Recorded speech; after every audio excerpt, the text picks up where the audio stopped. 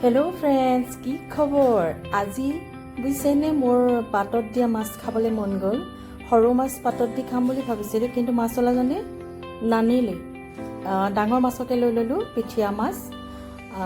এয়া কলপাত লেৰেলাই ল'লোঁ। আপোনালোকে জানেই মই ডাঙৰ মাছ বাৰু এনেকৈ পাতত দিয়া নাছিলোঁ, সৰু মাছ পাতত দিওঁ। তাৰ বাবে লৈ লৈছোঁ এয়া নহৰু, পিঁয়াজ, মান ধনিয়া, বিলাহী, জলকীয়া আৰু তাতে নিমখ দিছোঁ, মাছ দুচকলটো দিলোঁৱেই কলপাত লেৰেলাই লৈ।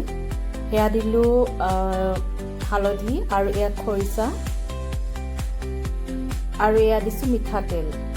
এতিয়া ভাল ধৰণে মই সানি লৈছোঁ একদম ভালকৈ। তাৰপিছত পেকিংটো দিম এনেধৰণে কলপাতেৰে। এই কলপাতেৰে পেকিং দিওঁতে অকণমান দিগদাৰিয়ে হয়, পাতটো অকণমান সৰু আনি দিলে। তাৰপিছতে বান্ধি দিলোঁ। এতিয়া টাৱাতে মই সেকিম, যিহেতু জুই নাই আমাৰ। টাৱাত দি মই ঢাকোন দি বহুত দেৰি এনেকৈ ইলুটি সিলুটি কৰি পেলাই বনালোঁ। এয়া মোৰ হৈ গৈছে।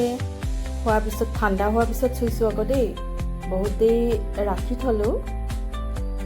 এয়া চাওকচোন কি ধুনীয়া হৈছে, খাবলৈ বেছ সোৱাদ হৈছিলে। আজি